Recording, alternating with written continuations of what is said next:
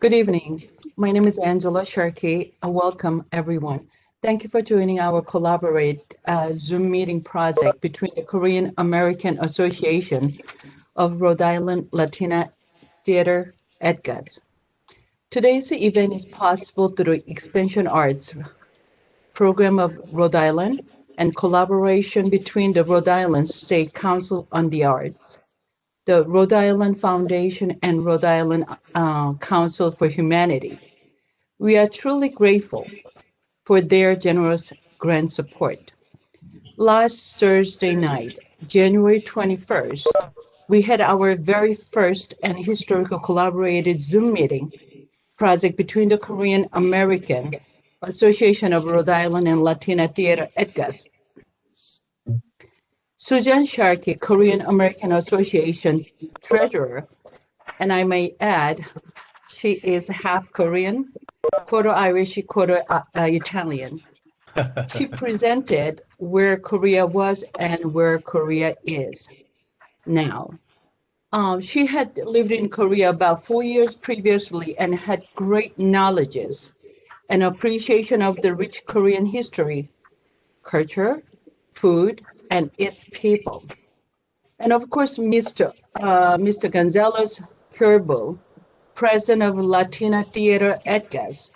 Mr. Curvo is the first of CEO founders of Teatro ECAS organization.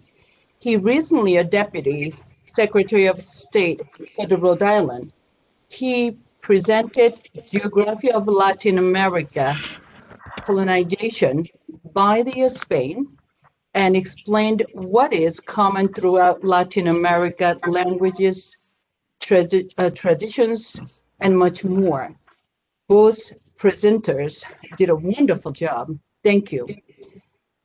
Today, we are going to have two other presenters from their respective organization. Dr. Hong-Seok Cho. He has been a professor at URI Pharma College since 1991, which makes this year is 30 years. Congratulations.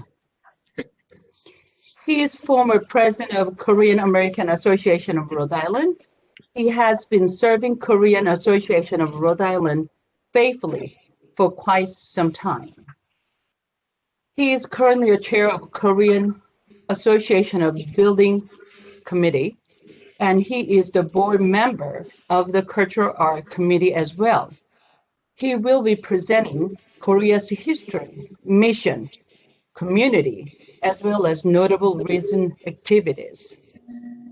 Frances Farah. She is the executive artistic director and co-founder of the Teatro ECAS since 1997. She will be presenting Latino population in Rhode Island, economic strengths, professionals, as well as the future of Latino population in Rhode Island.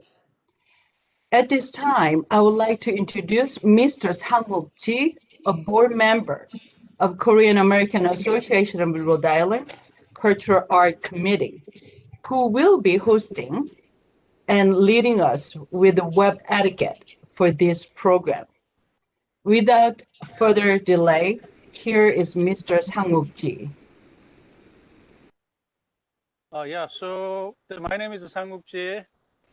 Then I'm going to be a technical moderator session. So if you have any questions, please write a text on chatting box, which is on the bottom right on your WebEx screen. So that's it. So let's start.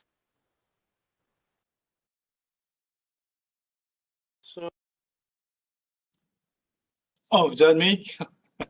Yes. Okay, thank you. Thank you, Angela.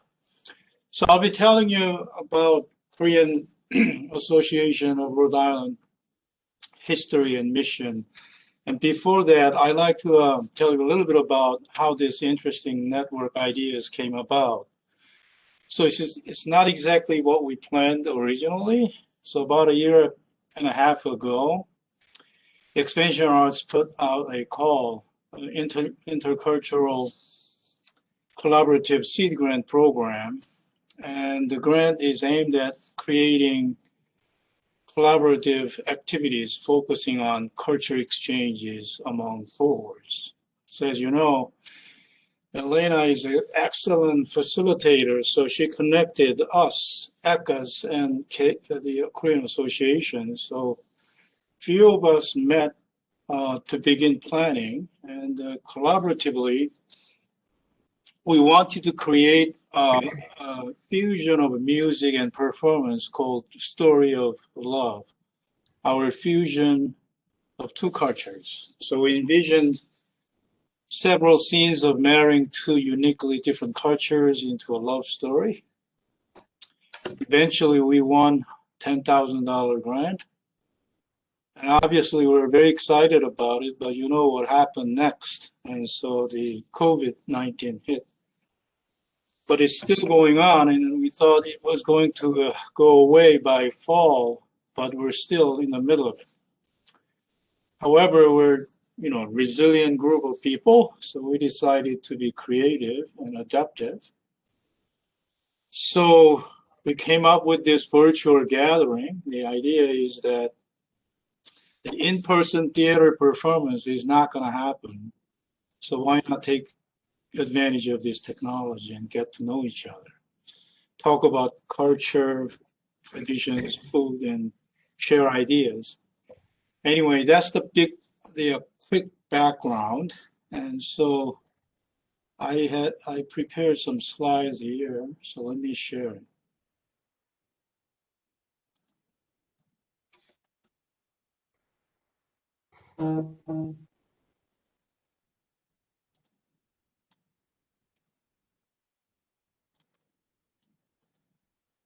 So do you see it?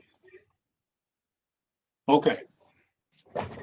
So the Korean American Association of Rhode Island, the mission is to promote friendship and welfare among the members. And actually, that was the single mission at the beginning when it was created in 1975. But then over the years, we are doing more and more, and we added this educate Rhode Islanders about Korean history, arts, and culture and heritage. So we are a nonprofit 501c3 organization. Korean population in Rhode Island, according to a census 10 years ago, about 1,500. Asian population in Rhode Island is about 30,000.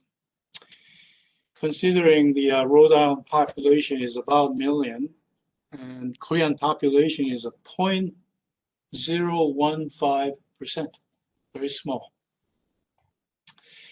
Let me give you a little bit of a history.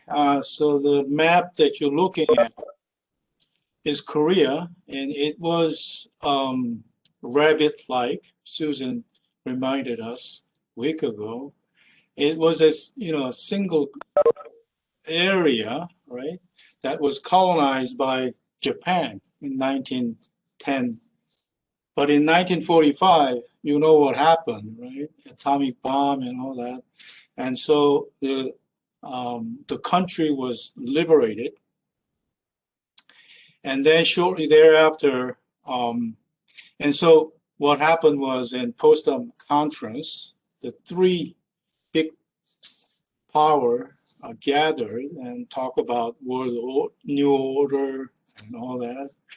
And then at the end of the conference, somebody said, "Oh, what about that Korea? What are you going to do? Because those people have been colonized for 36 years, and they really don't know how to govern themselves. And so let's help them out."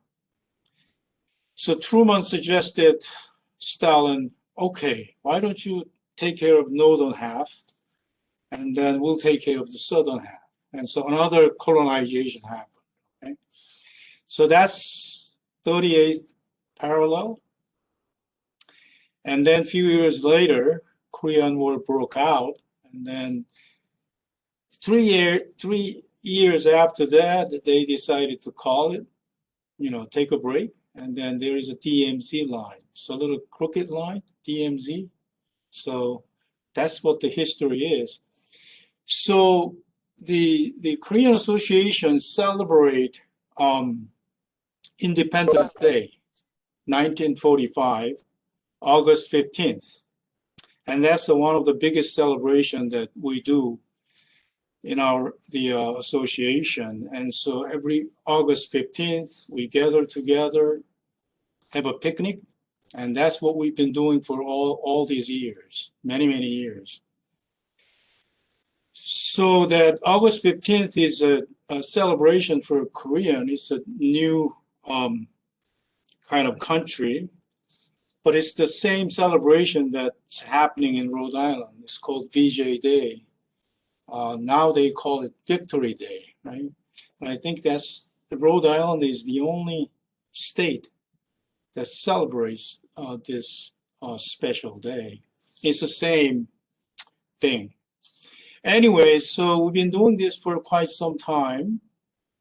Just give you a little bit of a history here.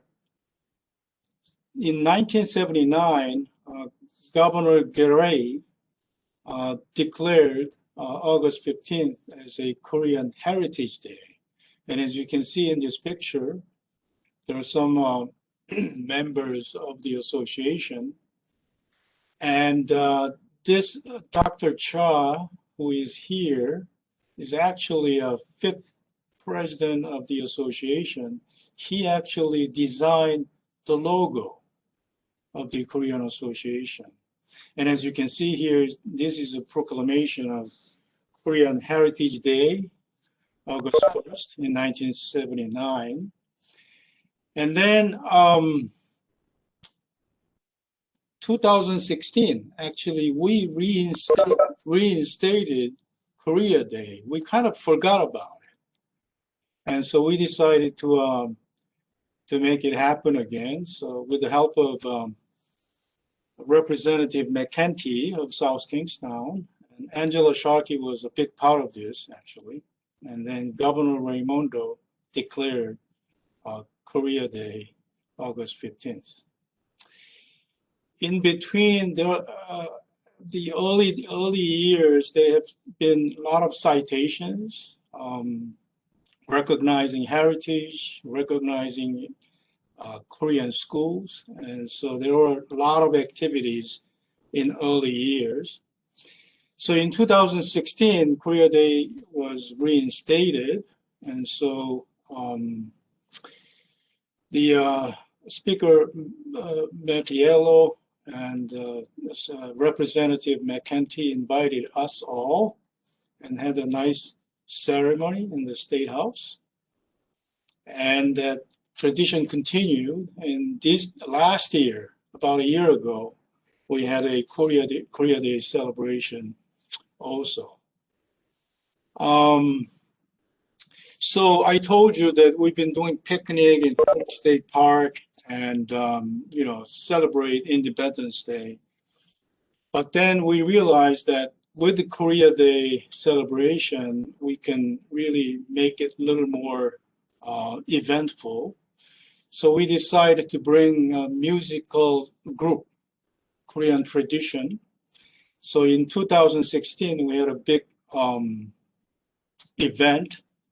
And we were fortunate that Oh Jung-hee, shown here, she's a Kayagum specialist. Kayagum is a Korean traditional harp. And so she's a professional. So with the help of her, we were able to invite some people from New York and here and there. We had a big event. And as you can see here, audience here, and then traditional Korean dance, and some more pictures here. And then 2017, we had the same type of celebration, and this is a group picture of all of us, and with the Korean flag in the background. This is CCRI. And as you can see, our members are diverse. We have old members, we have veterans, we have kids too, second generation. So that was a great event. You've noticed that we were doing some activities with veterans.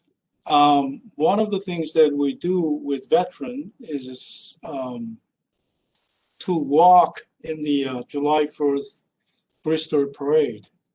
And this has been going on for many, many years, actually. So it's a joint parade and work with Korean War veterans. And as you can see, that Korean Association members carrying large the American flag, and then the veterans follow.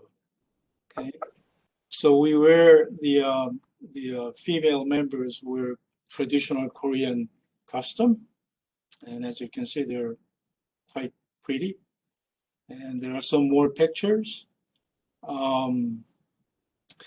This made a headline on the front page of Providence Journal back then.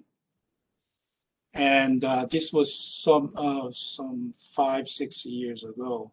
The one thing I want to tell you is that Korean War was always dubbed as a forgotten war, and so they were not really greeted well after Korean War. But in this parade, that they're getting lots of attentions, and unfortunately, Korean veterans are getting old. The average age of Korean War veterans is about 86. So it was a good tradition for us, but sadly, 2 years ago, we stopped doing this. And then after parade, we had nice lunch, as you can see here. Another thing that we do with Korean War veteran is to attend Memorial Day commemoration. Many of you may not know is that there are 2 Korean memorials in Rhode Island, small Rhode State. And this one in Exeter is one of the largest in New England.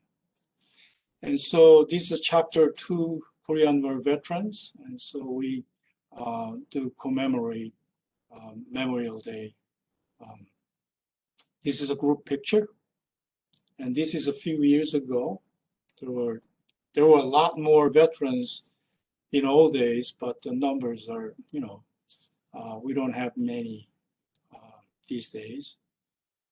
And then there is another memorial, Korean memorial in Providence. It's right in front of Superior Court building. It's a Korean War memorial, the smaller one. And so what they do is Korean War veterans gather on July 27th every year. This is the day when the war ended, ceasefire celebration. So we attend this, and in this one, all the veterans show up here, and so some more pictures here. Richard St. Louis here he's the commander of Chapter 3 and Chapter 1 here, and our board chairman Raymond Kim is helping also, and so we do a lot of activities with Korean War veterans, and these are the 2 major ones that we're doing. I want to tell you a little bit about our building, and so starting 1981,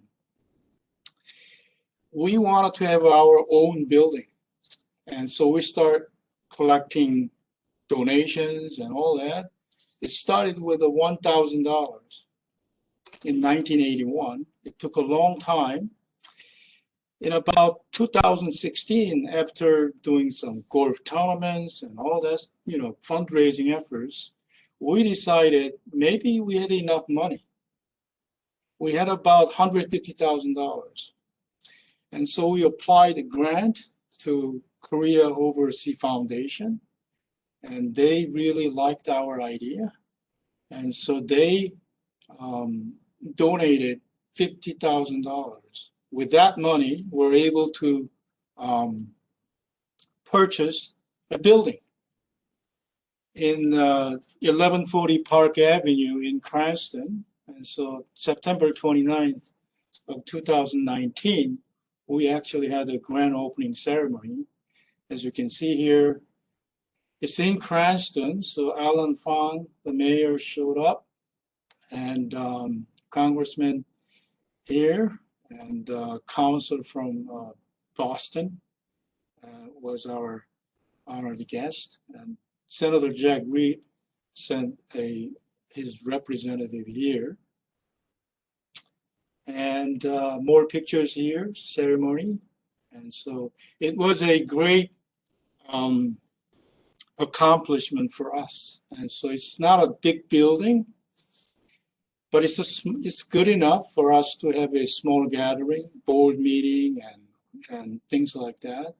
And so we're very happy about what we have accomplished. And this is the sign of the building, and it's on Park Avenue, so you should be able to see it. And the Providence Journal featured our story, and Angela Sharkey, you see here, and the title is interesting: Celebration Amid Unease Back Home. I guess back then there was some kind of meeting between Trump and Kim Jong-un or something, you know, so that's what that was all about. And so that's how they ran the story.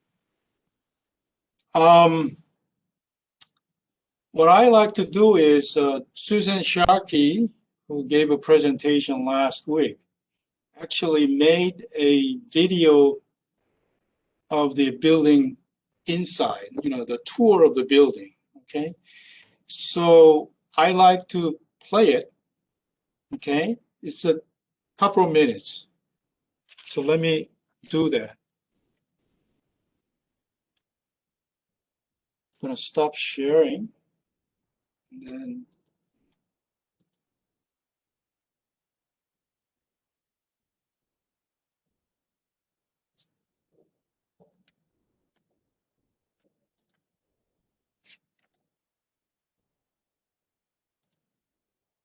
I want to share.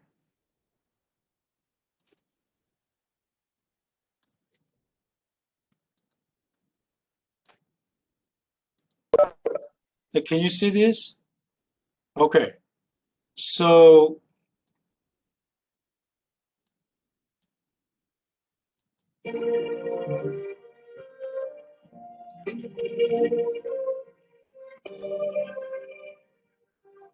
I'm not sure if you can hear music, but just give you some idea what it looks like inside.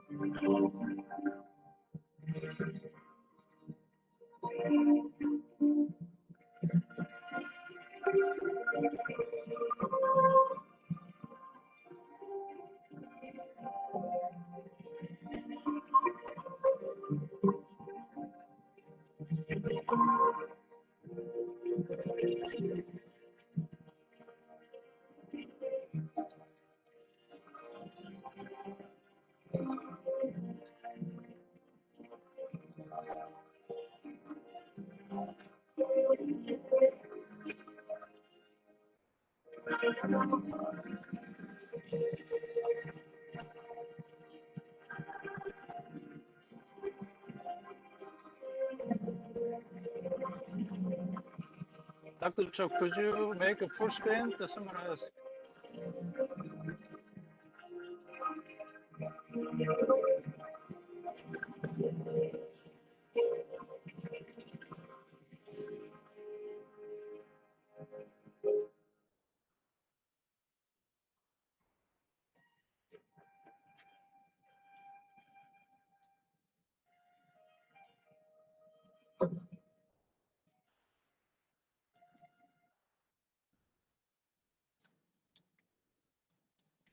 Okay. I think Susan did a wonderful job, and so thank you. So let me go back to my slide.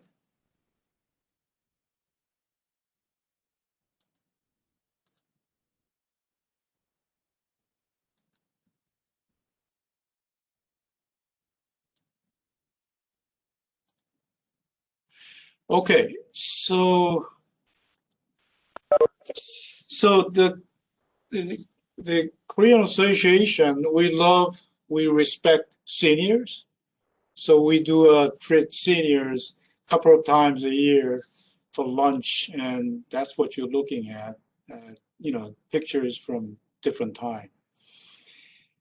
We have a good relationship with the Korean school, and actually Korean school was part of a Korean Association for some time, and the school started in 1978 and initially hosted at Brown University and now at Rhode Island College.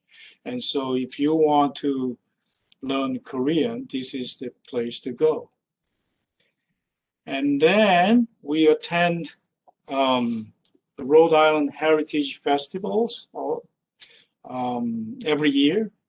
And as you see here, the pictures, and a few years ago, URI, a musical instrument group, came to perform. And so that's what you're looking at. And then a couple of years ago, that was at the in front of the state capitol. And this is actually Angela Sharkey. And she's very talented, and she's doing one of those traditional Korean dancing. Now, so we have several activities that Expansion Art supported. Okay, so we have that grant 2019 to 2021, and we also received some fund from Korea Overseas Foundation, and they provided 3 KAARI instruments, as you can see here. Okay, and then we also received, as I talked about at the beginning, a collaborative grant. And so I want to tell you a little bit about what we do with Expansion Art funding. So we had a KAARI class, and we're blessed with Jung Hee Oh, and she is a professional KAARI player, and so she helped us run a KAARI class for a couple of years. We also ran a calligraphy classes, and Chol Soo Oh, shown here, she's an expert on calligraphy, and so what you're looking at is the class picture. There aren't many people, but we're able to run calligraphy classes 2-3 semesters before the pandemic hit. And you're looking at more pictures here. And there's some happy faces here. Board Chairman Raymond Kim here, Susan Sharkey here, and Sang-Wook Ji here. And at the end of class, we had a exhibit, and so these are the products of the hard work. Okay, and then with the help of Expansion Art, we were able to create English website. So we had the Korean website for a while, and, but we did not have the resources to have an English site, but with the help of Expansion Art, we're able to do this. The reason we're able to do this is because of the pandemic. And so Expansion Art was graciously allowed us to spend money on some related activities. And then, Expansion Art helped us create promotional video. This is something that you can view when you go to our website. And then recently we created a couple of cooking videos of Korean dish. And so they're all available in our website. And also that we have a hiking day annual, and we know how to have fun. And so these are some of the pictures of the different trails. Okay. And we also know how to have fun. And so this is a year-end party. And so as you can see, they're very happy. And we actually invited Michael Jackson. So as you can see here, and then we invite veterans. And then as you can see, they're all happy. And then we have a senior group here. Okay. And more pictures. So Angela, I have this picture. And so anyway, that's all I have. So thank you.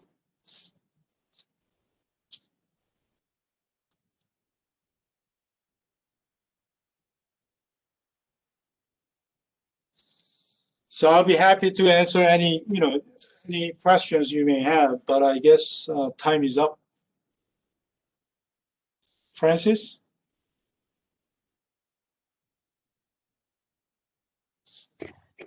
Francis, yes, it's your turn.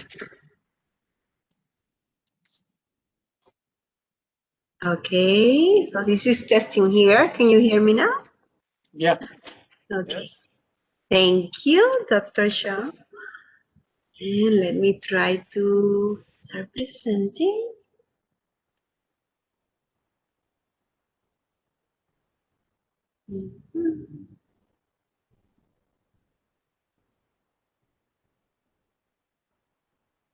Okay, so I would like to start by saying thank you to all the people that we have here tonight, listening and watching this presentation. As Dr. Shaw started, he said already that this is a collaboration thanks to RISCA, the Rhode Island Foundation, the Rhode Island Council for the Humanities, and Rhode Island Expansion Arts, who are right now present at each community, trying to support the culture and arts for all of these organizations that they are in Rhode Island. So I would like to start talking about Teatro ECAS, and this is Nancy Patiño. She's the founder of Educational Center for the Arts and Sciences, ECAS.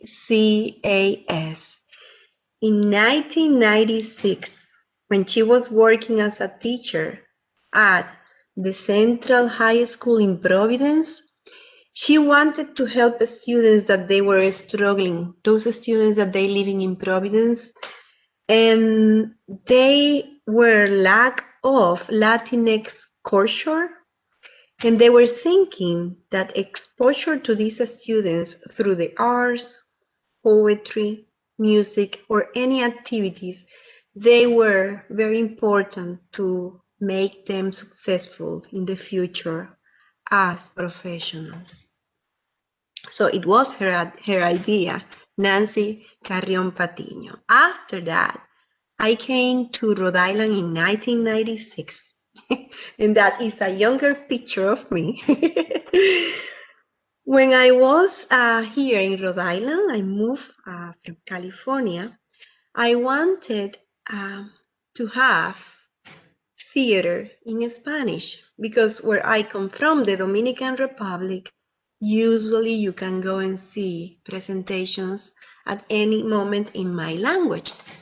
I was looking for people that they wanted to watch plays in Spanish here in Rhode Island, and they were willing to do so. However, because we didn't have any actors or people interested in acting, I had to start it by myself with people, bringing them from Dominican Republic and other countries.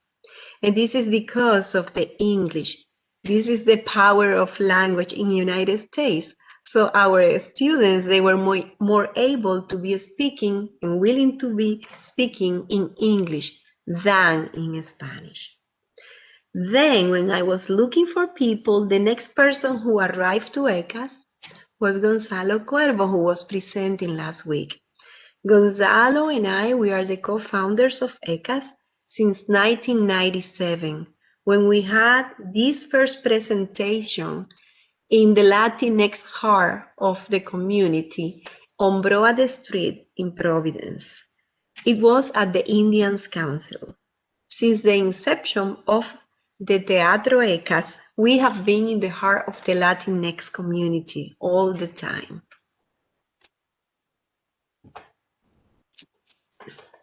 So the history of ECAS started when the Educational Center for the Arts and Science, all of those collaborators, they didn't continue. And the only one to continue with the arts was teatro, the theater by itself.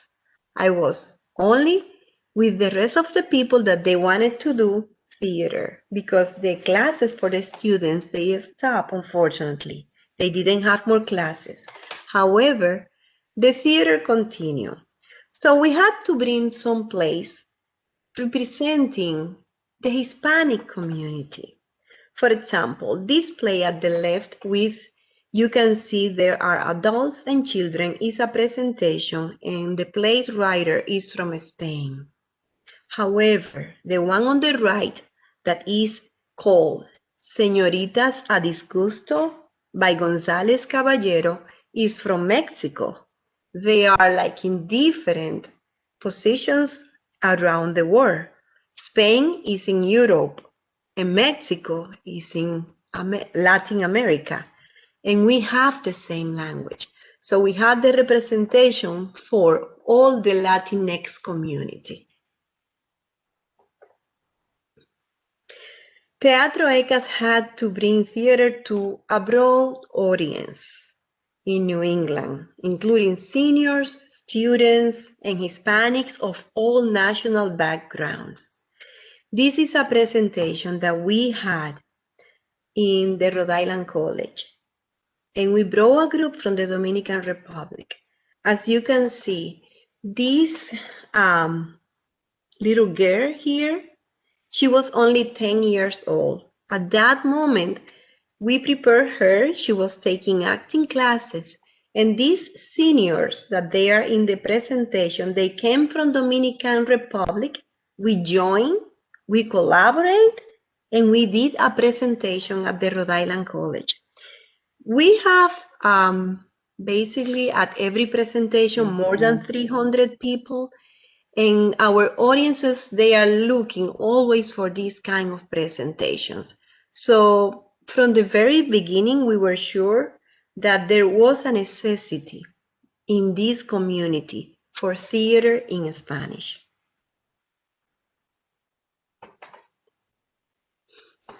We took a big risk and we decided to do a presentation. It was the first time that we brought to Rhode Island a presentation in a theater at the Rhode Island College that it had the capacity for 950 people, 966. So that play is combining a writer from Peru, a director from Colombia, and the story was from the Dominican Republic. It opened like a different kind of marketing for us, because for the first time when we brought this group from New York, they had simultaneous translation interpretation. So the play was, even though presented in Spanish, they were listening in English what the actors were saying. And it was a great experience. We had people from the political background, from other theaters. He is the director right now at the Public New York Theater, Oscar Usis. Here is Congressman David Cicilline, who came to watch the play. And this is Ms. Dede Mirabal, who is the last one of the three sisters that they were assassinated, unfortunately, in the Dominican Republic, and they are called the Three Butterflies. That night, we had a full capacity. This is part of the audience, almost 1,000 people we had in that night at the theater. We have been collaborating with many organizations, but among them, we have been collaborating with theaters, and they have opened their theaters so we can be presenting. This is a play that we presented at Trinity Rep back in 2010, and it was a great presentation that we had over there in Spanish. I think it was the first time that theater, they were looking for the Hispanic community to show something in their own stage,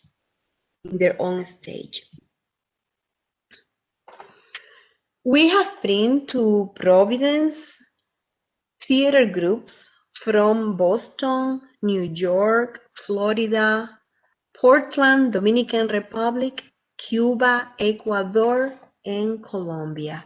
And we have been presenting plays from different countries as well, like Mexico, Colombia, Venezuela, Ecuador, Dominican Republic, Puerto Rico, Brazil, United States, and Spain.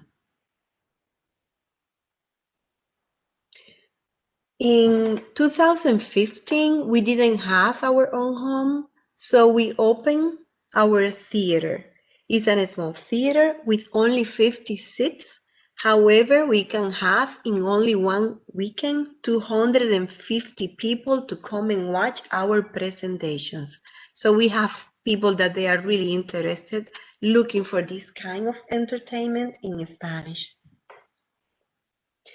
And ECAS definitely is an organization that is looking for the youth. We are trying to prepare our youth, and we introduce students in an assignment like going to the theater. Our students, they have a theatrical background that they can get knowledge through the classes. When they have lack of knowledge that exists about the Latinx culture, we are creating this new generation of dramatists, theater artists, administrators, and even our future audience. So there are many ways that our students, they can be involved at ECAS. Here they are participating in a theater workshop when we did it in collaboration with the school, the Providence Career and Technical Academy. Here is our teachers. And we have a multi-generational cast. Usually we have teenagers, we have seniors, and we have children, all of them mixed at the same time in one play. Throughout the years, ECAS has been participating at different festivals. For 13 years, we had our own theater festival. 6th year, we were at the Roger Williams Park, and we brought a lot of excitement to the audience. And for 2 years, we were at the Pawtucket Art Festival. And here are some pictures of our students, actors, all together presenting at Roger Williams Park. And part of the audience as well. This is a collaboration with the Shea High School when we were presenting in Pawtucket at the Pawtucket Art Festival. We have been working in partnership. I think actually the community have been in ECAS always because we are never alone. So our theater has been collaborating with Colombian American, African American, ballet from Mexico, Peruvian singers, painters from Ecuador, Cuban poets, and with Brown University, we have a presentation, a solo play that they brought, La Esquinita, the little corner from California. So these are only a few of those organizations that they have been collaborating with us. This is a backdrop that we did it with the Ecuadorian artists, and we use it in one of our plays, actually different plays. We took advantage of this, and this is a presentation that we had almost at the beginning of the opening of Teatro ECAS when we got our own space. This is a collaboration with the Henderson Learning Center. For many years, we were bringing audience that they were between the years of very young, like 2 years old, up to 6, 7 years old. And the children, they were participating on the stage, very active. It was with a lot of feedback for the parents. It was a new experiment for us.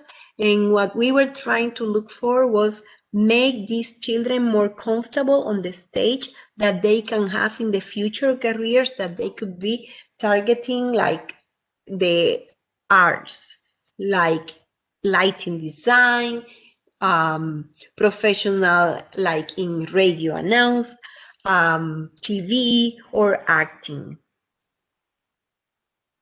This is part of our audience participating at that collaboration with the Henderson Learning Center. So we have been touring some place. We have been in New York at the Kodokul, which is a theater festival in New York, in Lawrence, and also in Cuba. We have been bringing our plays. In order to go to Cuba, we were collaborating with Eco Arts, and we had the opportunity even to bring more people with us, because we were giving the opportunity to have a raffle, and we brought some people because they got the tickets and they got the prize. So we brought the actors, some people from our own audience, and we had this presentation in Cuba. That was a presentation, a play that we did it here and we presented over there. This is actually a cultural exchange. We have been collaborating as well with actors when they come to the theater to do interview. We have been presenting, this is a puppet theater from Cuba that we brought it as well. This is a Colombian group that it was brought to the theater. This is a poetry exchange, and this is a Venezuelan actress that she was participating with Eco Arts for a presentation as well at the theater.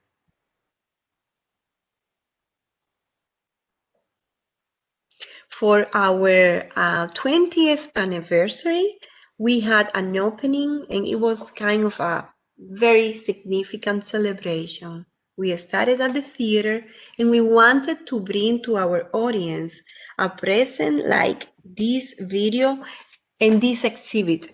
It was for a month at RISCA, and it was another collaboration with Eco Arts and ECAS, and we presented in a display like past 20 years of ECAS history. It was there for a whole month, and people, they were able to go and watch our posters, some of them, of course, posters, and even they can look at the pictures and some of the costumes.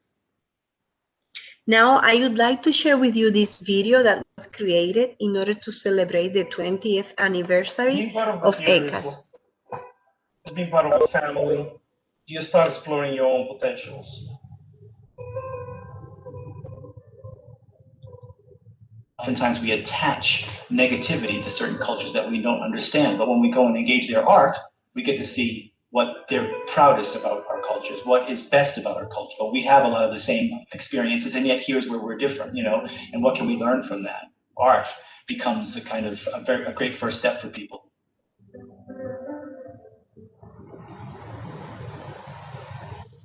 A lot of people haven't had the opportunity previously to be exposed to the performing arts. ECAS has done a really good job of promoting theater in the Latino community. It's been exciting to watch Latinos rediscovering their roots through the theater. ECAS Theater has a unique role in Providence's arts community as the only Spanish language theater company. The wonderful thing about theaters is that it's an individual experience, but you experience it with so many other people. The show is only half of it. The community is really what makes the experience whole. One of our great strengths as a city really is our cultural diversity. We need places like ECAS Theater.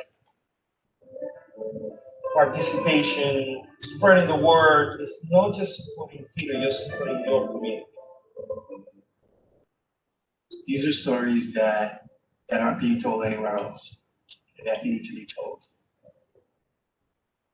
That's only possible if people are willing to really go out and to see the theater, to make donations to these arts organizations, and to really become part of it.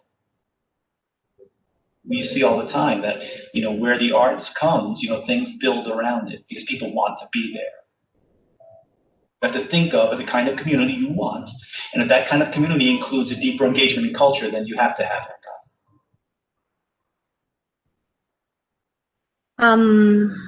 Okay. So I hope I can stop it now. Oh, I don't want to do that. I'm trying to stop my video. Okay, here it is out. Okay. And the next one. So because we had that huge celebration, we opened with that introduction for our audience. And after we had a big party that it was called Extravaganza. We had people from all different backgrounds. And we had also recognition for those supporters of ECAS because we have a lot of volunteers. This is Elena Calderon Patiño, who is a great supporter of ECAS. This is Nancy, who is the founder and part of the board of directors. And of course, we had also recognition for our actors that they were working so hard to keep this organization alive. This is part of our original works that we have been doing at the theater. And also we have been getting some recognitions and awards from different organizations in the state. And of course, right now we are closed because of the pandemic hit, but this is a collaboration by Matt Garza and Mi Gente Siempre Responde. This is different art that they are located in the south of Providence. And also we have been collaborating in the past month with our friends from the Korean Association. We appreciate very much. This is really important that we can open our eyes and notice how many things we have in common, how many things we can do through the arts, the culture, and our purpose is just to support each other and keep our culture alive. So thank you very much to everyone for watching this presentation, and I appreciate that you have been collaborating with us this past year. Now I stop my presentation. Oh, okay. Here I am again. So we are going to open the questions. If any of you have questions and would like to find out any more information, does anybody have any questions? Oh, there is a person here that says that love ECAS, her daughter Beatriz. Gracias. Gracias, Julia. Oh, thank you very much. Gracias. I see you now. Anybody else have any questions or comments to make? Francis, I have a question. So did you guys stop everything because of the pandemic? Do you do any activities? No, not just performance and all that, but do you do anything else during this pandemic? The performances, they had to stop. Yeah. However, we have, since the school opened, the school department, they opened in the summer. They said that we can have those summer camps. We have been doing the classes live. Between March and June, classes for the students that we had, they were online classes, virtual. And now we have different activities with our actors. We are reading a script. There are 2 actors right now here with us from ECAS, and Gabby, who is at ECAS as well. So we are reading a script. We have actors from Dominican Republic, Florida. Actually, one of the actors, he's going this week, for those that they are following the movies in the Hispanic film, Gael Garcia Melendez. He's one well-known actor, and he's going to see probably because his father passed away. But we have people now only online, virtual, and those it's like kind of different interviews that I have been doing since May. And we bring people that they can support more ideas, how to keep alive the culture, but everything is online. No presentations at the theater at all. No presentations. I have one question about the end. Do you see anything happening this year? Well, we do That's the ECAS question. and CASA. Francis, you want to talk about ECAS and CASA? Because we've been doing Well, that. the ECAS en Casa, we have been working a lot with ECAS en Casa, and we are about to start in April again. So this is going to be virtually, one more time. But the other thing that we are doing is a project that I have been doing different interviews since the Latinx community was hit by the pandemic so hard. So we have been doing interviews, collecting information from different people from different backgrounds, and doing a representation with actors, but it's going to be maybe, I don't know, Yvonne, at the theater, or I think 80% of the possibility is going to be virtual again. The name that we have called this project is Impacto Desproporcionado. It's because the way that we were hit by this COVID. And they are very well, this is something that everybody would be really sad when we are talking about families or relatives that they were ill. When we were back in March, that we were listening the news, it was bad news only. Learning how New York, people, they were dying, and people here, they were afraid that going to the supermarket, and they came back to their houses immediately. They were ill, and they didn't know what to do. Everybody was at that moment locked down. So I think as far as the Korean community goes, we are planning and hoping through the Korean government, we are going to be able to bring the Korean cultural group to America to have a performance. We thought that maybe at the end of this year, we might have that chance. Kind of looks slim. So if that's so, maybe year after next year, but we are still hoping we might be able to do something. If we do, we'll absolutely send out the invitation to all of you.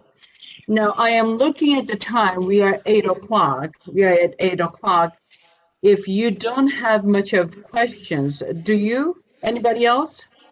I would like to say a few words. I wanted to thank Mr. Bonsucho for this presentation, and see these the type of cultural things is a great thing, and I would like to see if we can do some kind of exchange between ECAS Theater and your theater to see how we go.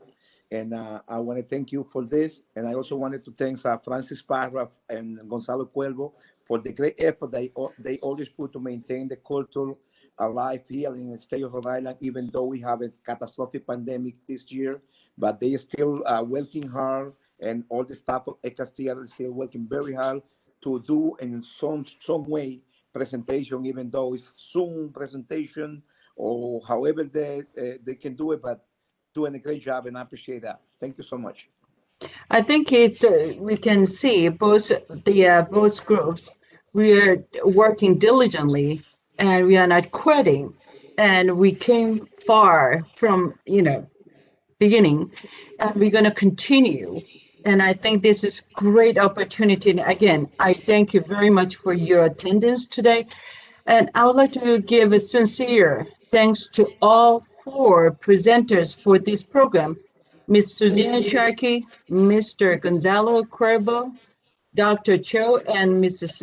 Francis Farah for presenting each organization beautifully. And of course, Mr. Sang-wook Ji for hosting and technical support for today's Zoom meeting. This program was highly informative and remarkably interesting. I'm sure we all learned something new, and we appreciate both history, culture, and arts. Through programs like this, we will have better understanding of each other, and with better understanding, we can, have a better relationship. And with all this, we'll have a better community. And if you do not have any more questions, so we'll conclude our collaboration project Zoom meeting between Korean American Association of Rhode Island and Latina Theater ECAS. And we deeply appreciate to have this opportunity through generosity of the Expansion Arts Program Rhode Island and the Rhode Island State Council and on the Art, the Rhode Island Foundation, and the Rhode Island Council for the Humanity. Again, thank you all, and be safe and be well. Thank you. Thank you so much. Thank you. Thank you.